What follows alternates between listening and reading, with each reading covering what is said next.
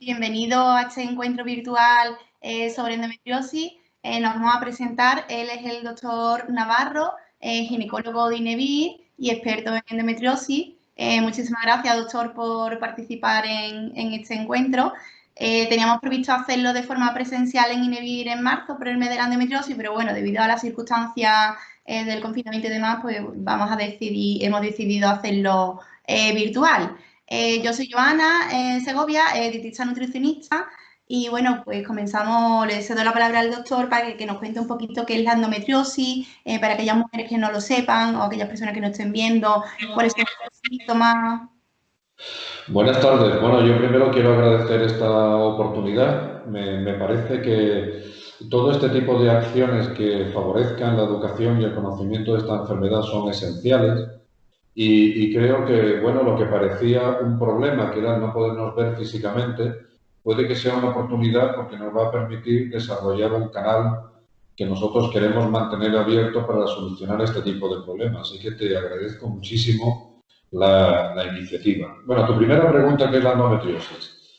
Pues es una enfermedad muy enigmática, de la que a pesar de que llevamos muchísimo tiempo trabajando sobre ella, sabemos muy poco, porque probablemente existan diferentes formas de endometriosis y probablemente cada mujer experimenta un tipo de endometriosis.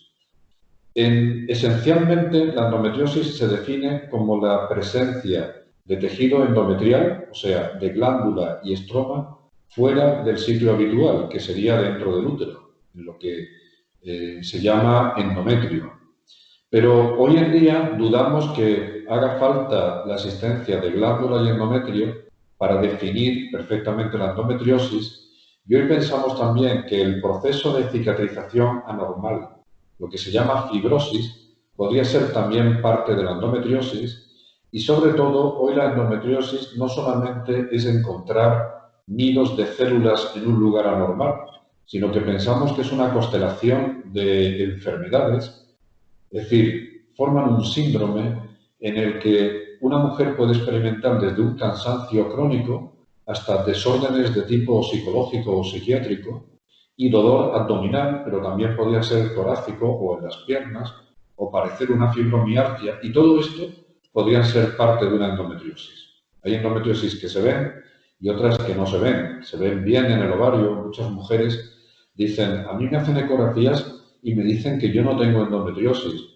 Bueno, pues porque la endometriosis es peritoneal.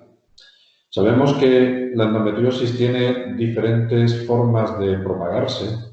La más frecuente es lo que se llama la menstruación retrógrada, es decir, que la mujer al menstruar, parte de la sangre que sale a través de la vagina también sale a través de las trompas. Pero esto ocurre en la mayoría de las mujeres. ¿Por qué algunas no son capaces de destruir ese excedente de sangre que cae en el peritoneo y otras sí?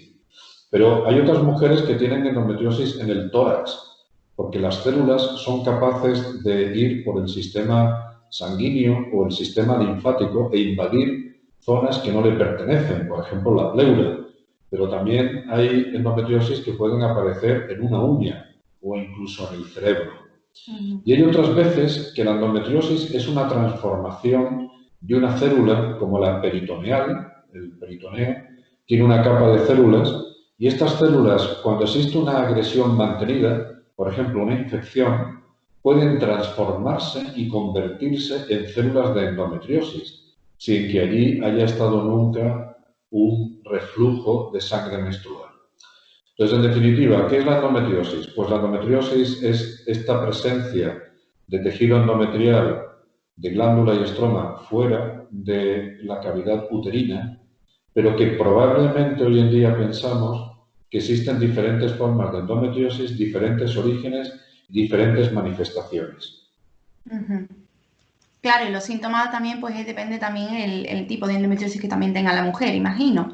Claro, porque aquí hay una tercera dimensión en todo este aspecto, que es cuando el sistema inmune de la mujer tiene que interactuar con esta endometriosis. Entonces, no sabemos muy bien si el origen es un problema del sistema inmune en su forma de reconocimiento de esta célula como anormal para destruirla, y entonces lo que se encuentra es algo que es suyo y no saben muy bien cómo actuar, Pues resulta que todo el problema del sistema inmune es una consecuencia, es un epifenómeno de la propia endometriosis, de manera que muchas de las manifestaciones que tiene una mujer cuando siente endometriosis o cuando tiene una endometriosis son síntomas debido al efecto del sistema inmune en el que empieza a actuar de una forma desorganizada o alocada. Es decir, la endometriosis, para que me comprendáis bien, se comporta como un tumor de bajo grado, es decir, tiene capacidad para invadir, tiene capacidad para enviar metástasis, tiene capacidad para destruir tejidos o cambiar la anatomía y tiene un comportamiento muy parecido a un tumor, pero no llega a ser un cáncer, no actúa como un cáncer que termina matando, pero sí consigue destruir la vida de una mujer joven. El problema de la mujer con endometriosis no es que el estrógeno sea alto. Las mujeres con endometriosis no tienen por qué tener una mayor cantidad de estrógeno. Lo que ocurre es que la célula de la endometriosis es una célula superviviente y lo que utiliza son diferentes rutas y estrategias, usa trucos, para conseguir aumentar la cantidad, los niveles de estrógeno donde ella necesita tener estrógeno, que es su motor. Entonces utiliza diferentes sistemas, por ejemplo, actúa con un mecanismo que habitualmente lo que hace es disminuir el estrógeno cuando ya no se necesita.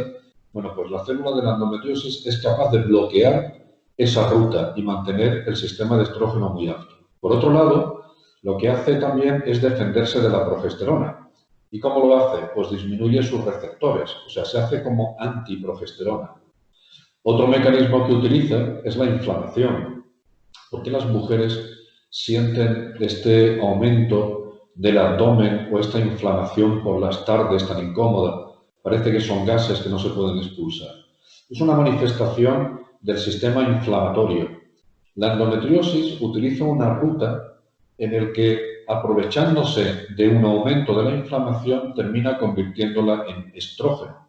O sea que al final el estrógeno no es que esté más alto, sino que lo mantiene a unos niveles suficientes durante un tiempo largo para poder seguir teniendo este motor. Pero recuerda que la endometriosis hoy en día tiene otro aspecto, que es el aspecto de la fibrosis, de la cicatrización.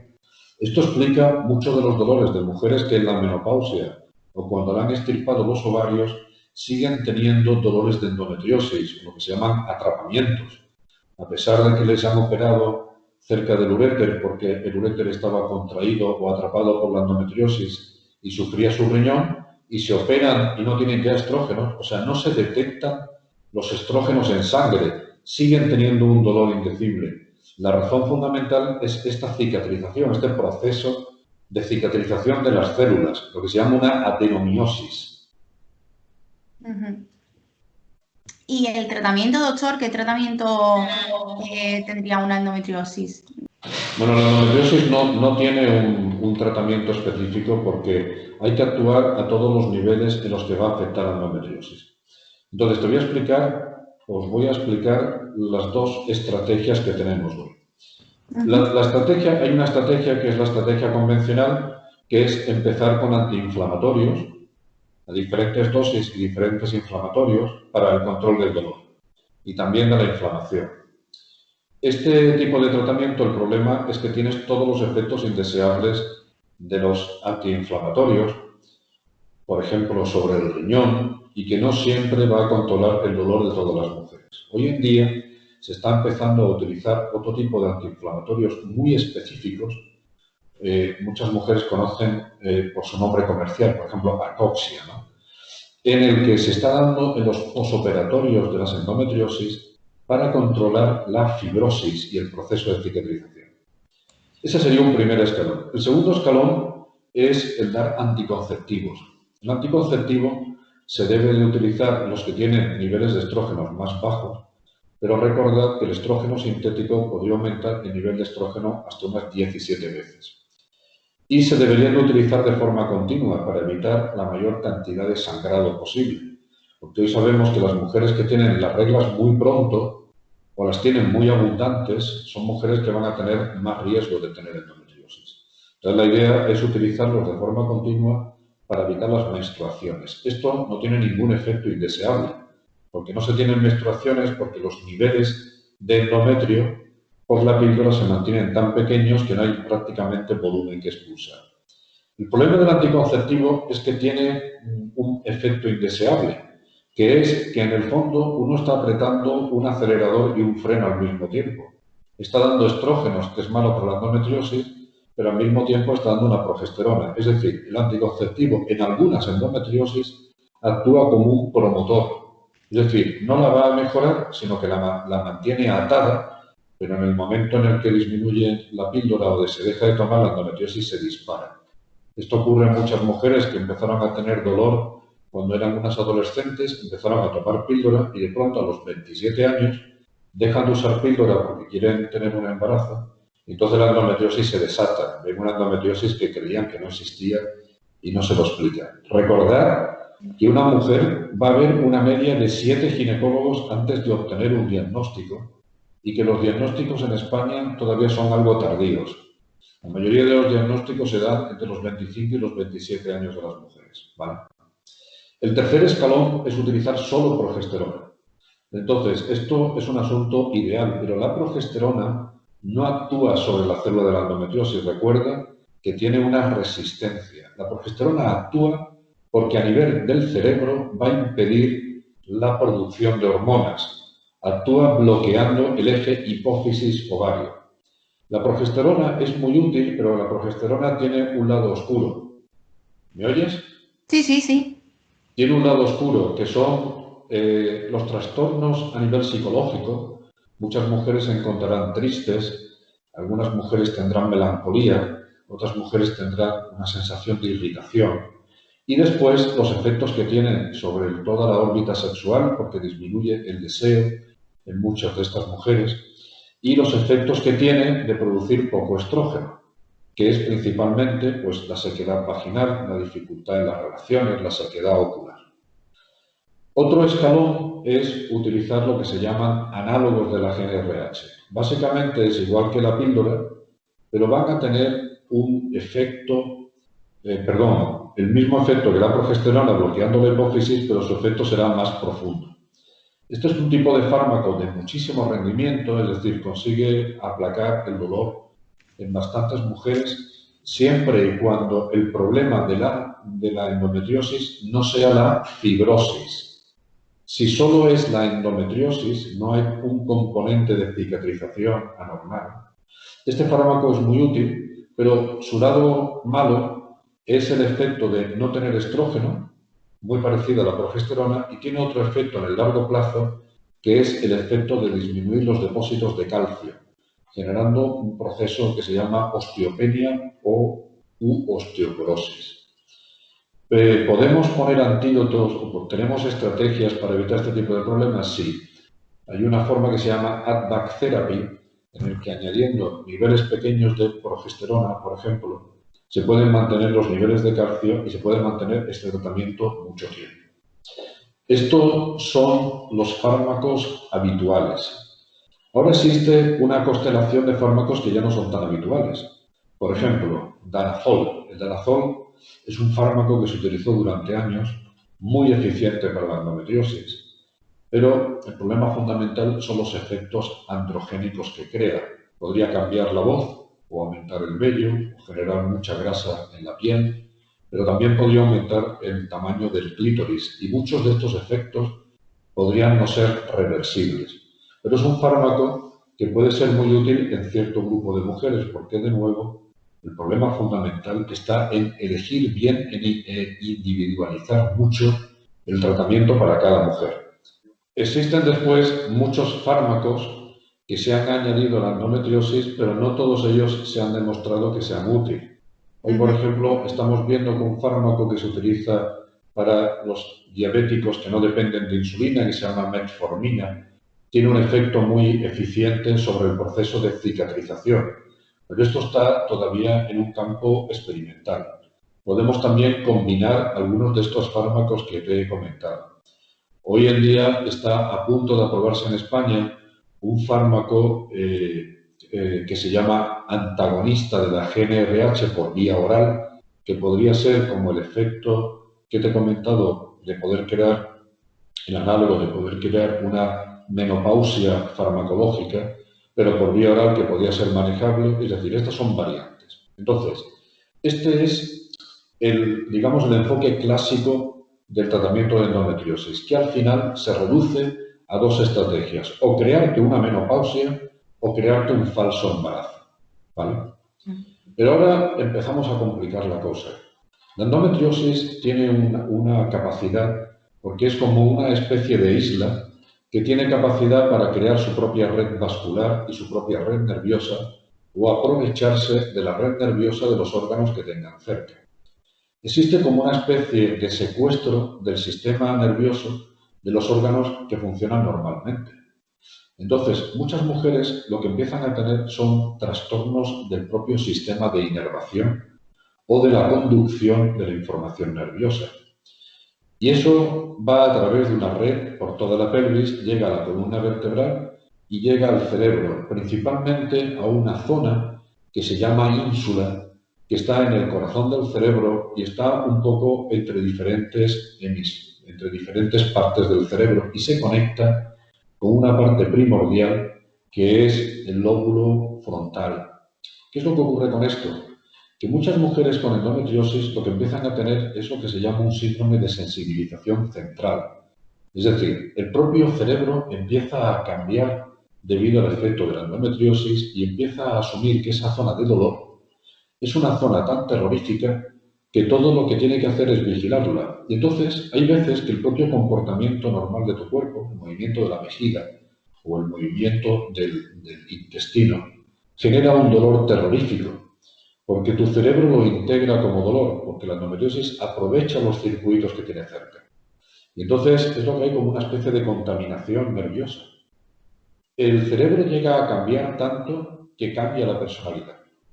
Es decir, esto es una experiencia que conocemos bien por el dolor crónico en otras áreas de la medicina. Llega a hacer la vida completamente imposible. Una de las quejas fundamentales de las mujeres que padecen endometriosis es la incomprensión, el que nadie las entiende, el que no pueden vivir, el que no ven futuro, en el que parece. Todo esto es un comportamiento de este tipo de área, porque este área está muy relacionada con la gestión de las emociones y la percepción de ti misma y la percepción del propio comportamiento de tu cuerpo. Curiosamente está conectada con el área prefrontal del cerebro, de forma que la integración consciente es también una integración llena de dificultades y de matices que hace que la realidad o la percepción de la realidad también se transforme. Entonces, aquí se abre una gama de tratamientos muy específicos según el tipo de alteración, desde los anestésicos locales en la zona de la inervación que llega a la zona del útero, de la pelvis y de la vulva, y todo el suelo pélvico, se generan lo que se llaman los síndromes miofaciales de hipercontracciones de la musculatura del suelo pélvico, y después los tratamientos que van a nivel central a actuar sobre esta zona de la ínsula y todo este tipo de conexiones cerebrales. Entonces, de nuevo, aquí se abre una dimensión nueva también para el tratamiento de la endometriosis que hay que tener muy en cuenta para la gestión del dolor, porque la idea sería tener una estrategia holística en la que podamos tratar todos estos niveles al mismo tiempo. La siguiente complicación es la infertilidad. Dices tú, claro, todo esto que me has contado pasa porque yo o no estoy ovulando o no estoy produciendo estrógeno o hayas invitado un embarazo, entonces no me puedo parar. Entonces la infertilidad requiere un enfoque completamente diferente al que estamos teniendo ahora. Y doctor, ahora que también, bueno, con el tema del coronavirus y demás, muchas mujeres se preocupan, ¿no? Tengo endometriosis, que es una enfermedad crónica, ¿qué de tener, de tener más sintomatología si, por ejemplo, a la hora de coger alguna infección, como por ejemplo ahora? Parece ser que la información que tenemos hasta ahora y todo esto que os comento, hay que tener bastante precaución porque lo que sabemos es todavía poco sobre este comportamiento de este virus.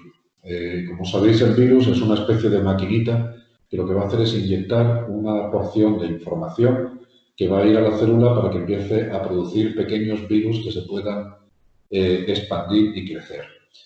La mujer, básicamente con endometriosis, es una mujer joven que entra dentro del grupo de población que tendría menor riesgo. El hecho de tener una enfermedad crónica, si no se ha asociado a una hipertensión o a otro tipo de problema, digamos, grave, clásico, parece ser que no.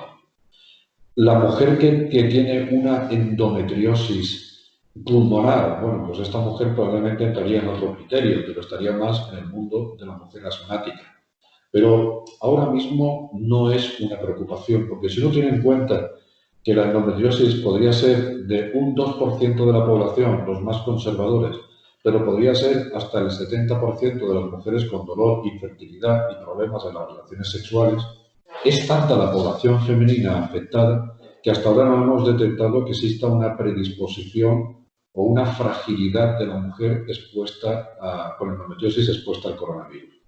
La experiencia que tenemos de los coronavirus que ya conocemos, como el síndrome respiratorio agudo, parece ser que la endometriosis no fue un grupo de riesgo específico. Hay comunicaciones muy esporádicas, pero hasta ahora no existe un argumento que diga, no, son mujeres que son especialmente una diana. Me he saltado el índice, perdón, el tema de la genética, que no lo hemos comentado. La genética es un campo de estudio ahora mismo crítico en la endometriosis. Entonces, en la endometriosis sí sabemos que existen clústeres genéticos y que existe una predisposición familiar entre hermanas. No está claro entre madres e hijas, aunque hay una teoría muy curiosa que las niñas que tienen menstruaciones al nacer, existe lo que se llama la teoría de los dos golpes, ¿no? Un primer golpe sería esa menstruación al nacer por la bajada de hormonas que ha estado expuesta la niña en el útero de la madre y al nacer tendría como una mini menopausia, y que esa primera oleada hizo sensible al sistema y cuando empiezan las reglas de nuevo, el sistema ya está predispuesto y genera endometriosis. Pero quitando esto, ahora mismo existen muchas zonas genéticas candidatas, pero ninguna sobre la que podamos actuar ahora.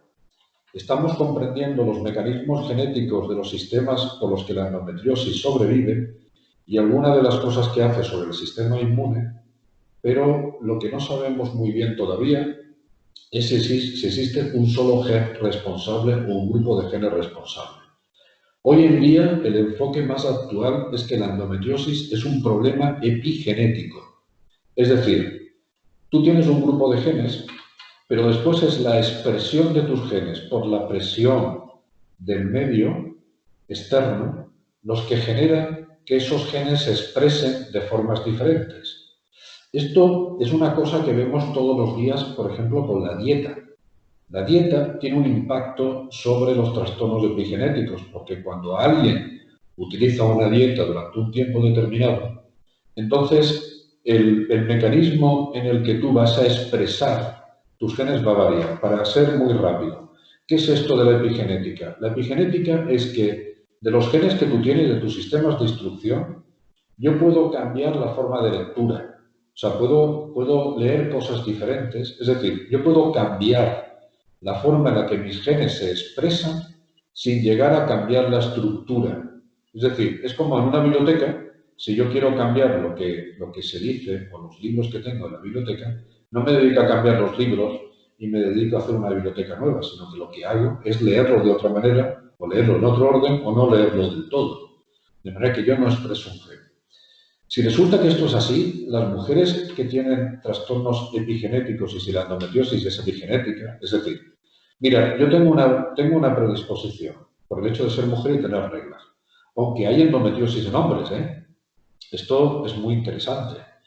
Pero si soy mujer y estoy predispuesta y yo, por ejemplo, después me dedico a estar expuesta a un contaminante, por ejemplo, una dioxina, yo podría expresar de otra manera y generar una endometriosis. Creo que esta es la vía, el comprender la parte epigenética.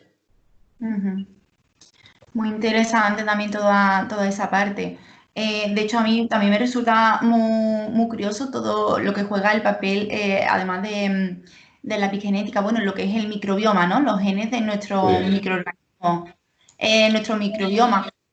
La microbiota que nosotros pues tenemos, ya sea intestinal, microbiota de la piel, microbiota incluso pulmonar, del corazón, o sea, tenemos, digamos, microbiota en cualquier parte de nuestro cuerpo, ¿no? Y sí que es verdad, pues bueno, que todo el microbioma, todos los genes de esa microbiota, pues interfieren mucho, o sea, es que tenemos más microorganismos nosotros en nuestro cuerpo que células, ¿no? Y hasta qué punto, ¿no? Pues nos interfiere en nosotros, ¿no? Si tenemos más microorganismos que células en el cuerpo.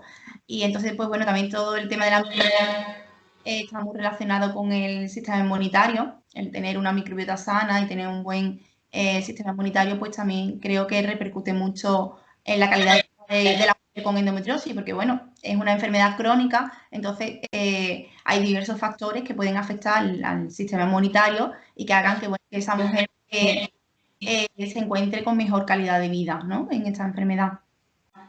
Yo Bueno, también iba a comentar algunos puntos también así interesantes que bueno, que puede hacer la mujer con endometriosis, que realmente lo podría hacer cualquier otra persona para cuidar de salud, para cuidar de su salud, pero bueno, más enfocado un poco al tema de ahora que estamos en el confinamiento, ¿no? Como digamos, como la mujer con endometriosis pues podía cuidar un poco más de su salud.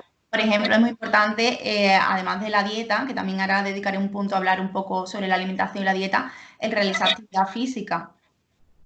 bueno, Eh, todo esto que tú comentas es crítico, porque la mujer con endometriosis y en las enfermedades crónicas, la gente se tiene que convertir en personas cuidadosas, casi en unos atletas. Es decir, la dieta, y yo en esto probablemente me vas a orientar tú más, pero la dieta tiene un efecto crítico. Las personas no comprenden que los alimentos son como los fármacos. O sea, la gente no entiende que cuando toma un antibiótico y toma una pera, estamos haciendo cosas muy parecidas en el organismo, o una fruta. Si una mujer con endometriosis está expuesta a una dieta nociva, en el que van a aumentar los radicales libres y va a aumentar la inflamación, pues evidentemente será peor. Y si una mujer no hace ejercicio de forma rutinaria, pues esto también va a crear modificaciones epigenéticas que podrá cambiar si hace solamente ejercicio. Podría ser perjudicial la obesidad, por ejemplo, que hay una relación entre obesidad y endometriosis algo curiosa. Pero todo lo que sea convertir estrógeno, pues podrá ayudar. Es decir, los hábitos de vida son centrales de la endometriosis, centrales. sí.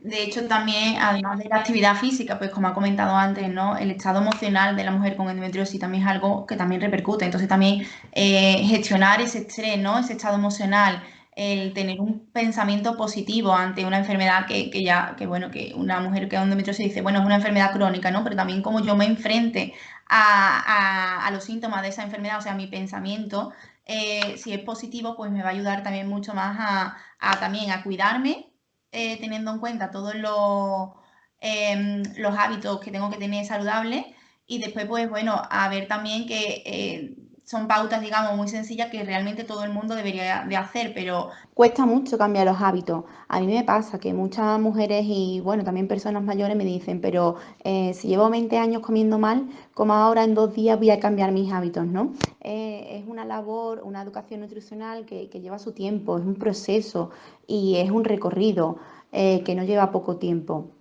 Otro punto muy importante también es el descanso. Es muy importante para la mujer con endometriosis el dormir bien y que el descanso sea nocturno. Evitar aquellas pantallas azules que muchas personas usan antes de dormir.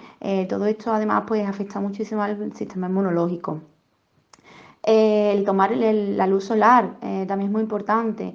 Tenemos alguna mujer que después también nos pregunta algo sobre la vitamina D y responderemos. Bueno, ¿qué cambios puedo yo hacer en mi alimentación y que me ayuden como una mujer con endometriosis? Principalmente los cambios serían, por un lado, podemos controlar esa inflamación y ese estrés oxidativo que ya tenemos por la propia enfermedad.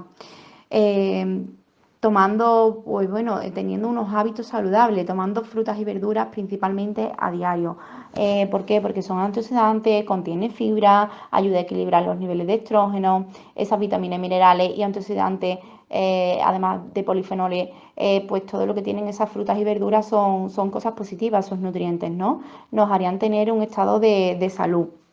es muy importante que una mujer tenga sus órganos sanos, una microbiota intestinal sana, el hígado, el intestino. Deberíamos de cuidar, digamos, todo nuestro organismo y evitar aquellos hábitos tóxicos como pueden ser el tabaco y el alcohol, que además de empeorar la endometriosis, pues también afecta a la fertilidad, y también es una cosa que debemos de resaltar en este punto. Decir que hay pocos estudios en humanos en endometriosis y alimentación, y que bueno, que además pues muchos de estos estudios que hay hasta la fecha pues constan de hacer cuestionarios de frecuencia de consumo de alimentos, y bueno, al rellenarlo puede ser, digamos, algo subjetivo. Sucede mucho en nutrición, ¿no? ¿Por qué cambiamos la pauta? ¿Por qué dicen primero o decimos que esta dieta es buena y por qué después decimos que es mala? ¿O por qué este alimento al principio se decía, por ejemplo, que el huevo era algo perjudicial y que ahora es muy bueno? En nutrición sucede mucho esto, y es que las pautas alimenticias cambian y muchas veces confundimos muchísimo a la población. Evidentemente es porque la ciencia avanza, pero también hay muchos sesgos y factores de confusión en los estudios. Entonces también pues esto se limita un poco a la hora de la interpretación y de dar recomendaciones nutricionales.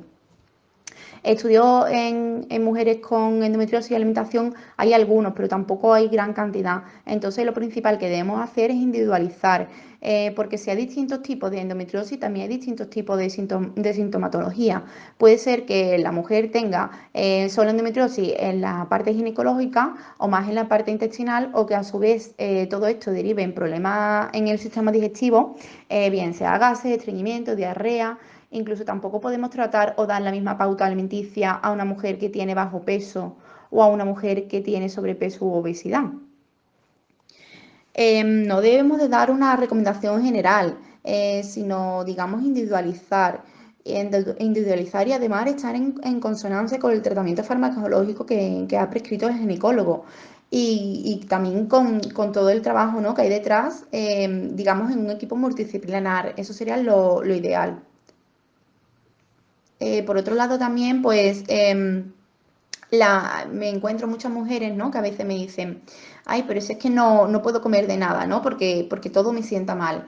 Esto también es un problema, sobre todo también porque muchas veces se tiende pues a leer cosas por internet, etcétera, de información, y se van quitando alimentos constantemente. Quitamos y al final lo que tenemos es una poca variedad, digamos, y la alimentación no es una alimentación saludable y equilibrada, porque poco a poco pues vamos quitando alimentos, ¿no? Entonces esto es un problema y tenemos que tener, digamos, muy en cuenta lo que es la variedad. Bueno, lo más importante sería que la mujer tiene que tomar alimentos y no productos procesados. No sé si se entiende bien la diferencia entre alimentos y productos procesados. La voy a comentar. Alimento es todo aquello, digamos, materia prima. Son alimentos reales. Nosotros debemos de basar nuestra alimentación en alimentos reales, suprimir todos aquellos alimentos procesados, que son aquellos alimentos que ya vienen envasados, y que tenemos que diferenciar entre aquel que es ultraprocesado, alto en azúcar, en grasa de mala calidad, como la trans y sal, y dentro de los procesados debemos de coger aquellos que tengan menos de 3 ingredientes en su composición nutricional. Es muy importante esto de los 3 ingredientes, porque por ejemplo, unos espárragos tienen agua, sal y espárragos. Pues bueno, aunque esté envasado, no es, digamos, un alimento perjudicial para nuestra salud. En cambio, si los comparamos con unas galletas, aunque nos digan que tiene muchas vitaminas, fibra y etcétera, no deja de ser un producto procesado que está cargado de azúcar, de grasas perjudiciales como la trans, etcétera. Y tiene además una lista de 17 ingredientes de poco o ningún interés nutricional. Entonces, pues basar la alimentación en alimentos reales y evitar los procesados. Y como ya he comentado antes y repito, pues la base deberían ser las frutas y las verduras, porque contribuyen a disminuir la inflamación. Los azúcares y edulcorantes artificiales también debemos de eliminarlos. todo tipo de azúcares. Cuando hablo de azúcar me refiero a todos aquellos azúcares, azúcar moreno, panela, dextrosa, sacarosa, no solamente al azúcar de mesa, porque además de aumentar la insulina, también puede aumentar nuestros niveles de estrógeno, aunque nada tiene que ver los estrógenos endógenos con los exógenos de los alimentos. Pero también puede aumentar la inflamación a la hora de tomar estos azúcares. También puede afectar a nuestra permeabilidad intestinal y eso a su vez puede crear un estado de disbiosis intestinal, que es un predominio de bacterias no buenas en nuestra microbiota intestinal. ¿Y todo ello en qué se traduce al final? Pues bueno, en que esas lesiones endometriósicas pues crezcan. Entonces pues debemos de evitar todos aquellos azúcares añadidos y edulcorantes. También, pues bueno, si el cuerpo, o sea, necesitamos tomar azúcares. Bueno, esos azúcares los vamos a obtener de forma natural, de fruta, de lácteos, etcétera. Pero debemos evitar todos aquellos azúcares, digamos, añadidos. Otro punto muy importante sería el moderar los hidratos de carbono. Estos hidratos de carbono deberían de ser complejos. También es importante para la mujer con endometriosis, por un lado, de no ganar peso o grasa, o sea, no nos conviene, digamos, tener un exceso de grasa en el cuerpo. Entonces, pues por eso también deberíamos de tomar los hidratos de carbono de forma individualizada, dependiendo de nuestro nivel de actividad física, dependiendo de nuestra edad, de nuestra estatura, de nuestro peso, etcétera. Además de individualizar los hidratos de carbono, deberían de ser lo más complejos posible. O sea, aquellos hidratos de carbono de grano completo serían los cereales indicados, ¿no? Los hidratos de carbono, pues como también podemos incluir pues legumbres, frutos secos, etcétera. Y en los cereales, pues los de grano completo, evitar todos aquellos hidratos de carbono refinados. Por ejemplo, me refiero a pan, pasta, arroz, que no sean integrales, debemos siempre tomar integral y no es lo mismo tomar una magdalena que un pan pues decente no integral. Que bueno, pues además de la fermentación lenta, tiene masa madre, menos índice glucémico, esas bacterias pues han consumido el azúcar, etcétera. Muchas mujeres tienen miedo también aquí por el tema del gluten. Aquí hay que individualizar y valorarlo con los nutricionistas, ¿no? Si hay que disminuir el trigo o eliminarlo en caso de intolerancia, a tener una celiaquía o una sensibilidad al gluten no celíaca, por ejemplo. Sería también muy bueno tomar almidones resistentes como prebiótico, por ejemplo, las patatas cocidas enfriadas. Otro punto muy importante a destacar sería la cantidad de proteína de la dieta. Debemos de tomar proteínas de calidad. 50% vegetal y 50% animal, más pescado salvaje que carne. Un punto también muy importante aquí, el tomar pescado azul, también por la toma de omega 3. Digamos, la carne de preferencia, pues bueno, ecológica si se puede y blanca. También, pues, mencionar el huevo, que es aquel alimento con mayor cantidad, digamos, de mayor calidad en sus proteínas, ¿no? Es aquel alimento con mayor valor biológico. No debemos de tomar proteína procesada como hamburguesas, salchicha, embutido y debemos de tener especial atención en el omega 3 porque bueno, también es una grasa saludable, es antiinflamatoria, debemos de tener un ratio equilibrado de omega 3, omega 6. Ese omega 3, pues también además de en pescados azules podemos encontrarlos en nueces, también esas grasas saludables pueden provenir del aguacate, el aceite de oliva, etcétera. Y debemos de evitar todos aquellos aceites o grasas procesadas, como pueden ser productos procesados con aceite de girasol o de maíz, porque favorecen la producción pues bueno, de inflamación, aquellos embutidos, grasas trans, etcétera. También pues mencionar el aceite de oliva, ricos en antioxidantes, vitamina E, compuestos bioactivos, polifenoles, etcétera. Hablando un poco del tema de los lácteos, pues también sería muy importante, ¿no? El consumo de lácteos por su cantidad de calcio y vitamina C. Hay que valorar también si hay intolerancia o no a la lactosa, si existe una disbiosis, una alergia. Los lácteos, digamos, no son ni imprescindibles ni prescindibles. Siempre recomiendo mejor aquellos fermentados y todo esto hay que individualizarlo y ver siempre con un dietista nutricionista. Digamos, no hay que quitar ningún grupo de alimentos al completo y menos sin la prescripción de un profesional sanitario. El tema de los fermentos es muy importante también, aquellos alimentos y nutrientes, ¿no?, que benefician a nuestro microbiota y a nuestro sistema inmunitario. Además de los fermentos lácticos, pues también debemos de tomar prebióticos y fibra. También podemos fermentar vegetales y consumirlos. Aquí me hago referencia a tomar alimentos fermentados, no a suplementos, o sea, no a un suplemento de probiótico y menos sin prescripción. Y siempre hay que trabajar desde la alimentación. Tampoco tomar multivitaminas como el selenio, magnesio, zinc, probióticos, etcétera, sin prescripción. Con respecto a la soja y la cafeína, pues bueno, tenemos datos un poco limitados. Se deben, bueno, pues de tomar con moderación e individualizar. Algo parecido pasa con las especias, cúrcuma, jengibre, manzanilla, hinojo, etcétera. Sí, se pueden tomar pues bueno, porque ayuda a problemas digestivos, también pues disminuyen un poco la inflamación, pero todo ello tenemos también que tenerlo pautado y recomendado por un profesional, porque también, por ejemplo, imagínate, por ejemplo, una mujer, ¿no?, que tome cola de caballo, le puede tener una interacción fármaco-nutriente, ¿no?, con algún fármaco que esté tomando esa mujer. Entonces, pues siempre hay que consultar al médico y o al dietista nutricionista. Por último, quisiera destacar los xenoestrógenos. Es muy importante, pues bueno, lavar bien todas aquellas frutas y verduras por el tema de los pesticidas y bueno, aquellos productos de higiene debemos de, bueno, que sean digamos, lo más natural posible. Debemos de tener también cuidado un poco con aquellos alimentos que pueden ser altos en metales pesados como el mercurio, el cadmio, etcétera, que normalmente, pues bueno, suele estar en las cabezas de algunos mariscos o de algunos pescados.